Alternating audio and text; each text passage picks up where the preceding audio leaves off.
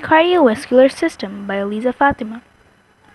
Keywords: heart, blood, vessels, arteries, veins, and capillaries. What does cardiovascular system mean? Cardio means heart, vascular means blood vessels. So technically, heart and blood vessels system.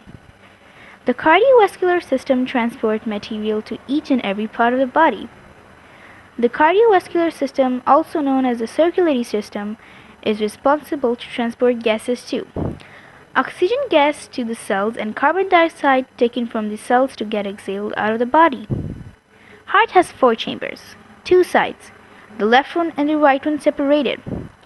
The upper chambers are called atrium and the lower ones are called ventricle. Left atrium, left ventricle, right atrium and right ventricle. The left side of the heart deals with oxygenated blood, while the right side of the heart deals with deoxygenated blood. So the left atrium and left ventricle deals with oxygenated blood, while the right atrium and right ventricle deals with deoxygenated blood. The oxygenated blood is also known as pure blood, red blood cells. The other name of oxygenated blood is erythrocytes.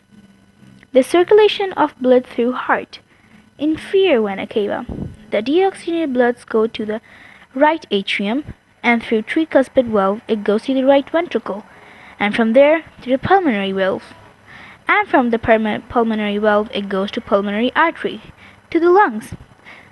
So, the carbon dioxide is exhaled from the lungs, and the blood becomes pure again. So, it goes to the pulmonary vein, and through the pulmonary vein it goes to left atrium, and through mitral valve it goes to left ventricle. Through the aortic valve it goes to aorta, and from aorta it goes to all the body cells, and from there the gases get exchanged.